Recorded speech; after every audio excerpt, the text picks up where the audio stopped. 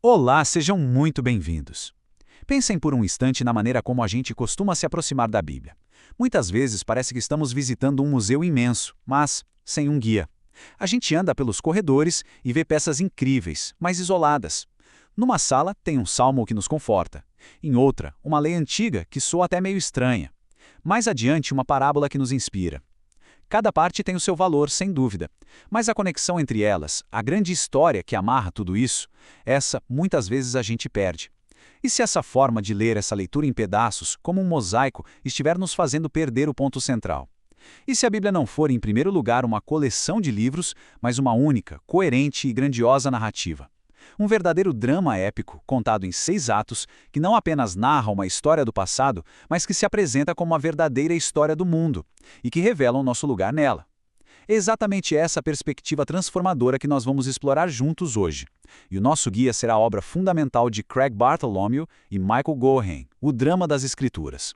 A nossa proposta aqui é desvendar a espinha dorsal da narrativa bíblica, não como um mero exercício acadêmico, mas como um convite. Um convite para a gente entender a visão de mundo que moldou a nossa civilização e que continua, até hoje, a desafiar e inspirar bilhões de pessoas a encontrarem seu próprio papel nesse grande palco da história. Vamos começar essa jornada? Bom, para nos guiar nessa exploração, nós vamos usar a metáfora central do livro de Bartholomew e Gohan, a Bíblia como um grande drama de teatro. A nossa análise vai seguir então essa estrutura de 6 atos. A gente começa com o ato 1, o reino estabelecido, lá na criação. Depois, a gente mergulha no ato 2, a rebelião no reino, que é o que introduz o conflito principal da história. No ato 3, nós vamos ver como o rei escolhe Israel, dando início ao longo e detalhado plano de redenção. O ato 4 vai nos levar ao clímax da história, com a chegada do rei, a figura de Jesus. O ato 5 vai explorar o nosso tempo, o tempo presente, que é a missão da igreja. E, finalmente, vamos concluir com o ato 6, a resolução de tudo, no retorno do rei. Essa estrutura vai funcionar como um mapa, nos ajudando a navegar pela complexidade e também pela beleza da história bíblica como um todo.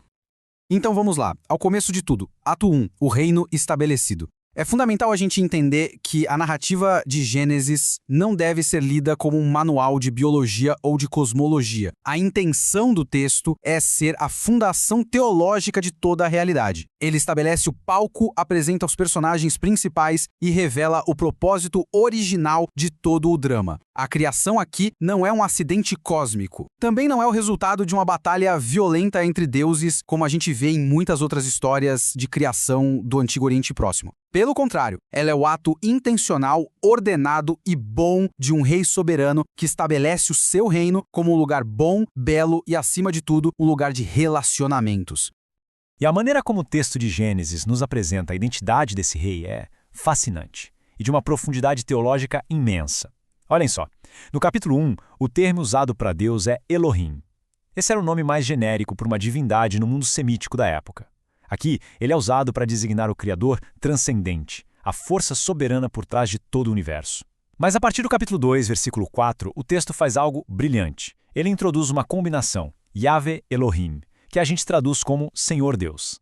Yahvé não é um nome qualquer, é o nome da aliança, o nome pessoal pelo qual Deus vai se revelar a Moisés séculos depois. É o nome do Deus Redentor de Israel. Ao juntar esses dois nomes, o autor de Gênesis faz uma afirmação teológica que era, para sua época, revolucionária. Ele está dizendo que o Criador universal de todo o cosmo, Elohim, é o mesmo Deus que entra numa aliança pessoal e íntima com seu povo, Yahvé. O poder que sustenta as galáxias é o mesmo que se importa com os detalhes da nossa vida. Ele não é um poder distante e impessoal. Ele é o rei que se envolve pessoalmente com a sua criação. E essa narrativa da criação nos revela pelo menos 3 aspectos que são cruciais sobre o caráter desse rei divino. Primeiro, ele é soberano. A criação não exige esforço dele. Ela simplesmente acontece pelo poder da sua palavra. Haja luz e a luz passa a existir. E como um monarca que exerce autoridade total sobre seus domínios, ele nomeia o que cria: dia, noite, céu, terra. Nomear no mundo antigo era um ato de soberania. Segundo, ele é pessoal. Diferente dos mitos babilônicos, onde o mundo nasce de conflitos e violência entre deuses, aqui o Criador se envolve de forma íntima. Ele é retratado como um artesão, um oleiro que molda o ser humano com as próprias mãos. Ele sopra o fôlego de vida em suas narinas. O Espírito de Deus paira sobre as águas como uma ave que cuida do seu ninho. E terceiro, ele é relacional. A criação não é um monólogo divino. Desde o início, Deus estabelece uma rede de relações interdependentes. entre ele e a humanidade, entre os próprios seres humanos e entre a humanidade e o resto da criação. Esse rei deseja comunhão, não apenas obediência. O universo nasce de um ato de amor que busca um relacionamento. O ponto mais alto da obra criativa de Deus, o ápice, é a criação da humanidade à sua imagem e semelhança. Esse conceito, o de imago Dei, ou imagem de Deus, é absolutamente fundamental para a gente entender todo o resto da história. E é crucial a gente entender o que isso significa. Não se refere a uma semelhança física. No contexto cultural do Antigo Oriente, a gente tem uma analogia que ajuda muito. Um grande imperador, quando conquistava um território, colocava estátuas, ou seja, imagens de si mesmo, nas províncias mais distantes. Essas estátuas não eram para serem adoradas, mas serviam como um lembrete constante de quem governava aquele lugar. Elas representavam a autoridade e a presença do rei. Da mesma forma, ser criado à imagem de Deus é uma vocação, é uma função. Nós somos criados para sermos os representantes de Deus na Terra, os seus embaixadores. A nossa tarefa é refletir o seu governo, um governo sábio, justo, criativo e cuidadoso, sobre o resto da criação. E essa vocação é oficializada no que muitos teólogos chamam de mandato cultural. Lá em Gênesis 1, Deus comissiona a humanidade dizendo: sejam fecundos, multipliquem-se, encham e sujeitem a terra, dominem sobre os peixes no mar, sobre as aves do céu e sobre todos os animais. Agora atenção, esse comando para sujeitar e dominar não é, de forma alguma, uma licença para exploração predatória e destruição. É uma comissão para o desenvolvimento cuidadoso e criativo do mundo. É um chamado para a gente desvendar os potenciais que o próprio Deus escondeu na matéria-prima da criação. Cultivar a terra, construir cidades, compor música, criar arte, desenvolver a ciência, formar famílias, organizar a sociedade. Todas as esferas da cultura humana são, em sua origem, o palco onde a humanidade deveria exercer sua mordomia, seu cuidado real, para a glória de Deus. E trazendo isso para a nossa realidade brasileira, esse mandato nos chama a uma responsabilidade gigantesca com nossos biomas. A crise ambiental na Amazônia, no Pantanal, sob essa ótica, ela não é apenas uma questão ecológica ou econômica, ela é fundamentalmente uma questão teológica. Representa uma falha profunda em cumprir nosso chamado original de cuidar do jardim que nos foi confiado. E assim, o primeiro ato se encerra. O palco está montado, a cena inicial está estabelecida. Deus estabelece um reino que é inerentemente bom, um cosmos de harmonia e paz. É o que os hebreus chamavam de Shalom, uma paz que significa muito mais que ausência de conflito. Significa plenitude, integridade, bem-estar em todas as relações. Nesse reino, o rei habita com seus representantes, a humanidade, que recebeu a nobre tarefa de cuidar, cultivar e desenvolver o potencial da criação. Todas as relações com Deus, com o próximo, com a natureza, são perfeitas, são plenas. Essa é a visão do mundo como ele deveria ser. É o ponto de partida, a norma original para a qual toda a história da redenção vai buscar retornar e, no final, até mesmo superar. É, por assim dizer, o projeto original do arquiteto. Bom, todo grande drama precisa de um conflito, não é mesmo? Precisa de um incidente que incite a ação, que coloque a trama em movimento. No drama das Escrituras, esse momento trágico e definidor chega no ato 2, a rebelião no reino. É aqui que aquela harmonia perfeita que a gente viu no primeiro ato é deliberadamente quebrada e a narrativa toma um rumo muito mais sombrio e complexo. Vamos agora analisar a natureza dessa rebelião e as suas consequências, que foram, para dizer o mínimo, catastróficas. O ponto crucial aqui é a gente entender a verdadeira essência do pecado que é narrado em Gênesis 3. A tentação da serpente não foi simplesmente coma esta fruta. A verdadeira isca, a verdadeira sedução foi a promessa: vocês serão como Deus, conhecendo o bem e o mal. Portanto, o pecado original não foi uma simples falha moral, como comer uma fruta proibida. Foi um ato de alta traição. Foi a tentativa da humanidade de se declarar autônoma, de tomar para si a prerrogativa que pertence somente ao rei, a de definir a realidade, de estabelecer os seus próprios termos para o que é bom e o que é mal. Foi, em essência, uma declaração de independência do Criador, uma rebelião existencial contra a soberania de Deus sobre o seu reino. Foi a humanidade, os representantes do rei, tentando tomar o trono para si. E claro, um ato de rebelião dessa magnitude tem consequências imediatas e devastadoras. Todas aquelas relações perfeitas do ato 1 são fraturadas. O shalom se desfaz. A relação com Deus, que antes era de comunhão íntima, de caminhar no jardim sem vergonha, agora se torna uma relação de medo, culpa e alienação. Adão e Eva se escondem da presença daquele com quem antes tinham prazer. A relação entre os seres humanos, que era de parceria, de união, osso dos meus ossos, agora se transforma em acusação, vergonha e conflito. Adão culpa Eva, que por sua vez culpa a serpente. A passagem da nudez sem vergonha para a necessidade de se cobrir simboliza essa nova barreira entre as pessoas. E por fim, a relação com a criação, que era de mordomia harmoniosa, agora se torna uma relação de dor e resistência. A terra passa a produzir espinhos e cardos, e o trabalho, que era uma vocação alegre, se torna penoso. O pecado não foi um ato privado, foi um evento cósmico que introduziu a desordem, a entropia e a morte em todo o reino. Mas, e este é um ponto de virada absolutamente crucial. Mesmo no meio do julgamento, da desolação, o rei não abandona seu projeto. Em Gênesis 3, versículo 15, bem no meio das palavras de juízo, a gente encontra a primeira centelha de esperança. É algo que os teólogos chamam de proto-evangelho, ou seja, o primeiro anúncio do evangelho. Ao amaldiçoar a serpente, que representa todas as forças do mal, Deus promete: porém inimizade entre você e a mulher, entre a sua descendência e o descendente dela. Este lhe ferirá a cabeça e você lhe ferirá o calcanhar. Como Bartolomeu e Gorin destacam, Deus promete extinguir as forças do mal que Adão e Eva desencadearam. Essa é a primeira, e ainda um tanto misteriosa, promessa de redenção. O conflito foi estabelecido, mas o resultado final já está sendo anunciado. O rei não desistiu do seu reino e já sinaliza que ele mesmo vai agir para resgatá-lo. Resumindo então o ato 2. Ele mergulhou o bom reino de Deus no caos. A rebelião humana, essa busca por autonomia, fraturou todas as relações fundamentais e introduziu a morte, a alienação e a desordem em todas as esferas da criação. O projeto original parece ter fracassado de forma trágica. No entanto, e este é o ponto mais importante que nos leva para o próximo ato, o rei não abandona a cena. Pelo contrário, em sua graça, ele imediatamente inicia o longo e por vezes doloroso processo de redenção, prometendo que no final ele vai triunfar sobre o mal que agora contamina sua criação. A tensão dramática está no ar, e a pergunta que vai impulsionar todo o resto da história é: como? Como o rei vai agir para cumprir a sua promessa e restaurar o seu reino? E a resposta para essa grande pergunta nos leva direto para o ato 3. O rei escolhe Israel. E aqui nós entramos no ato mais longo da Bíblia, de longe. Ele cobre praticamente toda a vasta extensão do que nós conhecemos como o Antigo Testamento. Diante da rebelião universal da humanidade, que a gente vê se espalhando de Caim até a Torre de Babel, Deus não implementa um plano de resgate genérico, abstrato. Pelo contrário, ele adota uma estratégia que é surpreendente e até paradoxal, uma estratégia particular. Ele escolhe um homem idoso, como esposa estéril, Abraão e Sara.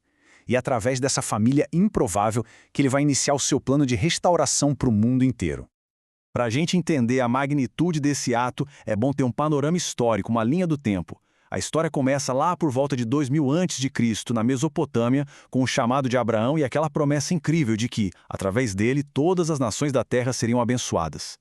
Damos um salto de alguns séculos e chegamos a Moisés, por volta de 1446 a.C., com o evento que vai definir a identidade de Israel para sempre, o Êxodo, a libertação da escravidão no Egito, seguida pela entrega da lei no Monte Sinai. Depois, por volta de 1050 a.C., Israel se torna uma monarquia, com reis como Saul, Davi e Salomão, um período de glória, mas também de muitos problemas. Infelizmente, aquela semente da rebelião do ato 2 continua a germinar e o reino se divide em dois por volta de 930 a.C., Israel ao norte e Judá ao sul. E o ato se encaminha para o seu ponto mais baixo, o exílio, quando o reino do norte cai para a Síria em 722 e mais tarde o do sul é levado cativo pela Babilônia, em 586. Cada um desses marcos é uma etapa crucial no desenrolar do plano de Deus. A estrutura fundamental através da qual Deus se relaciona com Israel nesse longo ato é a aliança, em hebraico, Brit. Esse conceito é o coração do Antigo Testamento. O teólogo O. Palmer Robertson tem uma definição brilhante para isso. Ele diz que a aliança é um vínculo de sangue soberanamente administrado. Vamos analisar essa frase. É um vínculo, o que indica uma relação pessoal, íntima, não um contrato frio e comercial. É de sangue, o que significa que é um compromisso da mais alta seriedade, um compromisso de vida ou morte, muitas vezes selado com sacrifícios. E é soberanamente administrado, o que quer dizer que é Deus, como Rei soberano, quem inicia a aliança e estabelece os seus termos. Não é um acordo entre partes iguais, é um pacto de graça, iniciado pelo rei para com o seu povo. E a forma da Aliança do Sinai, que é a mais importante do Antigo Testamento, nos dá uma visão fantástica de como os israelitas a entendiam. A estrutura dela espelha os tratados de suzerania hititas da época, um formato legal que qualquer pessoa no Antigo Oriente Médio reconheceria na hora. Tinha um preâmbulo que identificava o rei. Eu sou Yahvé. Tinha um prólogo histórico que lembrava o que o rei já tinha feito pelo povo. Eu sou o Senhor teu Deus, que te tirei da terra do Egito, da casa da servidão. Notem a ordem. Primeiro a graça, o resgate, depois a lei, a responsabilidade. Em seguida, vinham as estipulações, as obrigações do povo. Primeiro as gerais, os 10 mandamentos, e depois as detalhadas, as leis civis e cerimoniais que organizariam toda a sociedade. Havia testemunhas como os céus e a terra. E finalmente as sanções, as bênçãos para a obediência e as maldições para a desobediência. Isso mostra que a lei, a Torá, não era um conjunto de regras arbitrárias para oprimir o povo. Era a constituição de uma nação, o tratado que estabelecia como seria a vida sob o governo direto e redentor do Rei Divino. Então, para que tudo isso? Qual era o propósito de Israel? Por que Deus escolheu esse povo específico? A vocação de Israel, que foi declarada lá em Êxodo 19, era ser um reino de sacerdotes e uma nação santa. A ideia era que eles funcionassem como uma vitrine para o resto do mundo. Eles deveriam demonstrar na sua vida social, política, econômica e religiosa como é a vida quando a humanidade vive em harmonia sob o governo do seu Criador. Ao praticarem uma vida de justiça, de misericórdia, de shalom, eles se tornariam uma luz para as nações, atraindo outros povos para o conhecimento do verdadeiro rei. E se a gente pensa no contexto brasileiro, onde nós debatemos constantemente sobre justiça social, sobre a desigualdade endêmica, sobre o papel da lei, a visão de Israel como uma sociedade que deveria ser moldada pela justiça de Deus nos oferece um paradigma provocador e muito atual sobre como a fé pode e deve informar a busca por uma sociedade mais justa e mais compassiva. Resumindo esse longo ato 3, a trama se adensa, e muito. Deus inicia seu plano de redenção escolhendo e formando um povo, Israel, para ser o veículo da sua bênção restauradora para o mundo. Ele lhes dá uma terra, uma lei, a sua presença manifesta no tabernáculo e no templo. Mas a história de Israel é, em grande parte, uma história trágica de fracasso. Eles repetidamente quebram a aliança, se voltam para os ídolos dos vizinhos, oprimem os pobres, falhando miseravelmente na sua missão de ser uma luz para as nações. E esse fracasso contínuo, que culmina no exílio, gera uma tensão dramática crescente. Fica dolorosamente claro que Israel, por si só, não consegue cumprir sua vocação. O problema do ato 2, o coração rebelde, ainda não foi resolvido, e a história começa a apontar para a necessidade de algo mais. Os profetas começam a falar de uma nova aliança, de um novo coração, e acima de tudo, da vinda de um verdadeiro rei, um filho de Davi, que finalmente cumpriria as promessas. A expectativa por uma intervenção divina ainda mais radical aumenta, e o palco é preparado para o clímax de todo o drama. E então, no tempo certo, na plenitude dos tempos, o clímax chega. O ato 4. A chegada do rei. Depois de séculos de promessas, de profecias, de uma expectativa crescente, o próprio rei entra em cena. E de uma forma que ninguém poderia ter imaginado. Ele se torna um de nós. A vinda de Jesus de Nazaré não é apenas mais um evento na história de Israel. É o ponto de virada decisivo de todo esse drama cósmico. É o momento em que Deus age de forma definitiva para resolver o conflito que foi introduzido lá no ato 2 e para cumprir as promessas que foram feitas no ato 3. Para a gente entender o impacto da chegada de Jesus, é fundamental contrastar o que se esperava com o que de fato aconteceu. A expectativa judaica do primeiro século, moldada por séculos de opressão sob diferentes impérios, assírios, babilônios, persas, gregos e agora romanos, era em sua maioria por um Messias político e militar. Alguém como um novo Davi, um guerreiro que lideraria uma revolta, expulsaria os opressores e restauraria a glória e a soberania política de Israel. Eles esperavam um leão. O que eles receberam, no entanto, foi um cordeiro. A realidade de Jesus foi a de um servo sofredor, aquele que foi profetizado por Isaías. Um rei que veio inaugurar o seu reino não pela força da espada, mas pelo poder do serviço. Não pela conquista de territórios, mas pelo sacrifício de si mesmo. Não pelo poder que oprime, mas pelo amor radical que incluía até mesmo os inimigos. Essa subversão total das expectativas é a chave para entender por que ele foi uma figura tão polarizadora. E a mensagem central de Jesus, que ecoava a de João Batista, era esta proclamação radical: arrependam-se, pois o reino dos céus está próximo. A palavra grega para próximo, aqui, em Giken, não significa apenas está chegando ou em breve. Ela tem um sentido muito mais forte de chegou, está aqui e rompeu. Jesus estava anunciando que o longo exílio espiritual de Israel e da humanidade, que começou lá no jardim e se concretizou na Babilônia, tinha finalmente terminado.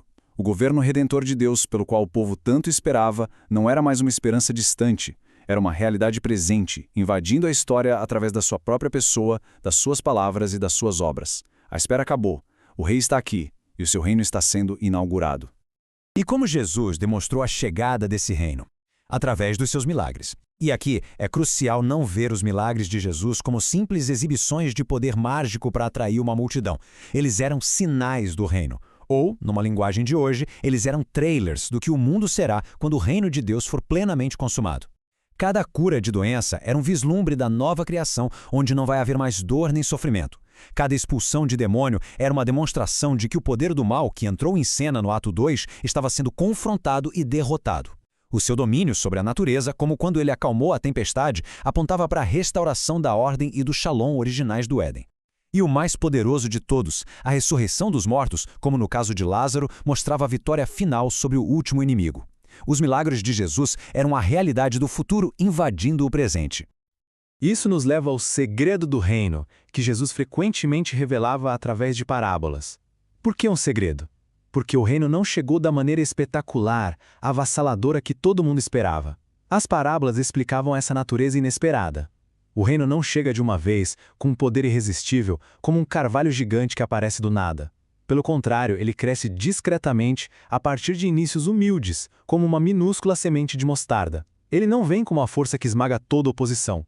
Em vez disso, ele vem como um semeador cuja semente pode cair num solo ruim e ser rejeitada. E, crucialmente, o reino coexiste com o mal nesse tempo presente, como o trigo e o joio que crescem juntos no mesmo campo até o dia da colheita final.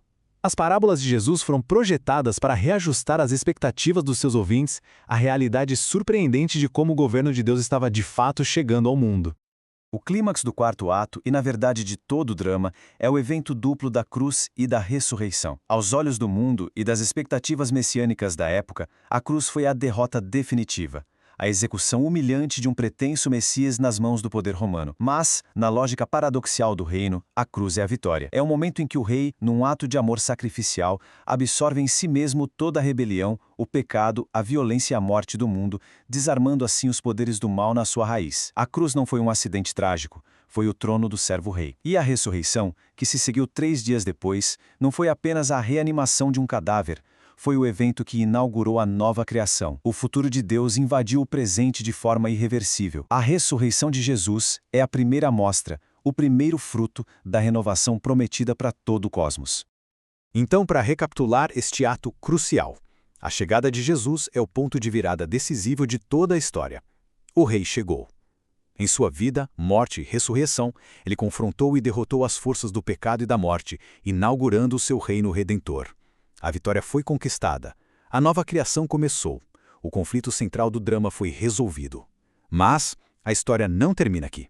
O que acontece no período entre o clímax e a resolução final? O que acontece depois que a batalha decisiva foi vencida, mas antes que a guerra termine completamente e a paz seja plenamente estabelecida? Essa é a questão que nos leva ao próximo e penúltimo ato do drama. Chegamos agora ao ato 5, a missão da igreja. Este, meus caros, é o ato em que nós vivemos. É o período da história que se estende desde a ascensão de Cristo ao céu até a sua segunda vinda. O clímax já aconteceu, a vitória decisiva já foi conquistada na cruz e na ressurreição.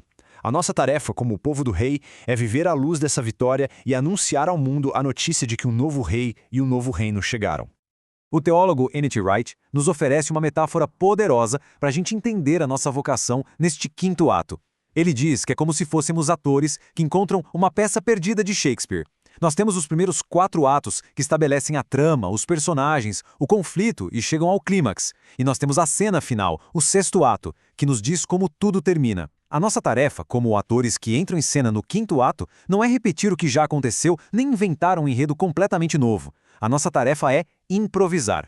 Mas não é uma improvisação aleatória, de qualquer jeito. Nós devemos mergulhar tão profundamente na lógica, no caráter dos personagens, no estilo e na direção dos atos anteriores, que a nossa improvisação seja fiel e consistente, levando a história de forma coerente e criativa em direção àquela conclusão que já nos foi revelada. A chave teológica para entender a vida neste quinto ato é a tensão do já e ainda não. O reino de Deus já foi inaugurado com a vinda, morte e ressurreição de Cristo. A vitória sobre o mal já foi conquistada. A nova criação já começou. No entanto, o reino ainda não foi plenamente consumado. O mal, a dor, a injustiça, a morte ainda não foram erradicados. Nós vivemos na sobreposição de duas eras: a era presente, marcada pelo pecado e pela morte que está passando, e a era vindoura, a era do reino, que já irrompeu na história, mas ainda não chegou em sua plenitude. Viver como cristão é viver exatamente nesta tensão, sendo cidadãos da era futura enquanto ainda habitamos a era presente, o que gera ao mesmo tempo uma esperança imensa e um conflito constante. Então, qual é a nossa missão? Qual é a nossa improvisação fiel? Primeiro, é anunciar as boas novas da vitória do Rei. Isso é o que chamamos de evangelismo, proclamar que Jesus é o Rei e que o seu reino redentor está disponível a todos. Segundo, e de forma inseparável, é viver como uma comunidade que demonstra a realidade presente desse reino. Numa sociedade brasileira tão marcada por profundas divisões sociais, raciais e políticas, a igreja é chamada a ser uma comunidade de reconciliação. Em meio à injustiça, somos chamados a praticar a misericórdia e a buscar a justiça para os oprimidos. Em essência, a igreja deve ser um trailer da nova criação, uma mostra viva e contracultural do que o mundo será quando o governo de Deus for plenamente estabelecido. É aqui que a gente retoma um mandato cultural lá do ato 1, mas agora sobre o senhorio de Cristo, trabalhando para trazer redenção e cura a todas as áreas da vida, da arte à ciência, da política à economia. Resumindo o ato 5, este é o nosso ato. A igreja, a comunidade daqueles que reconhecem Jesus como Rei, é comissionada por ele para continuar a sua missão no mundo. Nós somos chamados a ser testemunhas da sua vitória, tanto em palavras, a proclamação, quanto em ações, a demonstração. Nós vivemos como cidadãos do céu na terra, embaixadores do reino futuro no tempo presente. E essa tarefa gigantesca não é realizada pela nossa própria força. A narrativa do Novo Testamento deixa muito claro que a igreja é capacitada pelo Espírito Santo, que é a presença do próprio Rei conosco, nos guiando, nos fortalecendo e nos unindo para a missão de levar a história em direção ao seu final glorioso. E, finalmente, chegamos ao sexto e último ato do drama, o retorno do Rei. Esta é a grande esperança que sustenta a igreja em sua missão, que muitas vezes é difícil e dolorosa, no quinto ato. É a promessa da resolução final, o momento em que a cortina desce sobre o mal e a história como a conhecemos e a redenção de Deus para a sua criação é finalmente completamente realizada. E aqui é absolutamente crucial que a gente entenda corretamente a natureza dessa esperança final. A visão popular, muitas vezes influenciada mais pela filosofia grega platônica do que pela própria Bíblia, é a de uma fuga. A ideia de que este mundo material é mau, ou uma prisão, e que a salvação consiste em nossas almas escaparem para um céu espiritual, etéreo, depois que o cosmos for destruído. Bartolomeu e Gorin, seguindo a teologia bíblica, argumentam com muita força contra essa ideia. A esperança bíblica não é a destruição da criação, mas a sua redenção. Não é uma fuga do mundo, mas a restauração do mundo. A promessa, tanto no Antigo quanto no Novo Testamento, é de novos céus e nova terra, o que não significa um lugar totalmente novo, mas sim uma renovação completa e gloriosa deste cosmos que Deus declarou muito bom lá no início. A imagem final que a Bíblia nos dá, lá no livro do Apocalipse, é a da Nova Jerusalém descendo do céu para a terra. A direção do movimento aqui é fundamental. O céu vem para a terra, não o contrário. A habitação de Deus estará com a humanidade. Este é o cumprimento final daquela oração que Jesus nos ensinou. Venha o teu reino, seja feita a tua vontade, assim na terra como no céu. O objetivo final da história, o ponto para o qual todo o drama se moveu desde Gênesis 3, é a união perfeita e sem barreiras do Criador com a sua criação redimida. É Deus habitando conosco, em um universo físico, material, tangível e totalmente renovado, livre para sempre da presença e dos efeitos do pecado.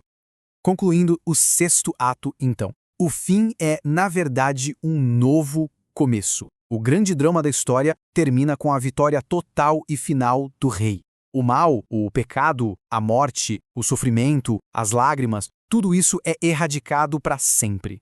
Todas as relações que foram fraturadas pela queda, com Deus, conosco mesmos, com os outros e com a criação, são completamente curadas e restauradas. O reino de Deus, que foi estabelecido na criação, rebelado contra na queda, prometido a Israel, inaugurado em Cristo e proclamado pela Igreja, é finalmente consumado em toda a sua glória e plenitude. O Shalom do jardim é restaurado e elevado ao nível cósmico. E aqui está uma síntese bela e poderosa de toda essa narrativa. A Bíblia começa em um jardim, o Éden, um lugar de beleza natural, de potencial a ser desenvolvido. E ela termina não em um retorno a esse jardim primordial, mas em uma cidade-jardim, a Nova Jerusalém. E isso é profundamente significativo. O plano de Deus não é simplesmente rebobinar a fita e voltar ao começo. É levar a criação e a cultura humana, agora redimidas, à sua gloriosa consumação. A história se move da simplicidade do jardim para a complexidade rica, diversa e harmoniosa da cidade, mostrando que o projeto de Deus para a cultura humana, aquele que começou lá no mandato cultural, não foi abandonado, mas é finalmente realizado em perfeição e para a sua glória. E assim, nós percorremos os 6 atos do grande drama das Escrituras. Vimos como Deus estabeleceu o seu reino, como a rebelião o desfigurou e o longo, complexo e maravilhoso plano que ele colocou em ação para redimi-lo. Um plano que culminou em Cristo e que se estende até a consumação final. Isso nos deixa com uma questão em aberto, uma reflexão inevitável. Para quem vive no 5º ato, a história ainda não terminou. E compreender a grande narrativa da qual se faz parte, inevitavelmente levanta a pergunta: qual é o papel a ser desempenhado neste ato que está sendo escrito agora? Como improvisar uma participação que seja fiel e consistente com tudo que veio antes? Essa é a reflexão que o drama das Escrituras nos propõe a cada um de nós. Para aprofundar, a leitura de O Drama das Escrituras de Bartholomew e Gorin é, claro, fortemente recomendada. Muito obrigado.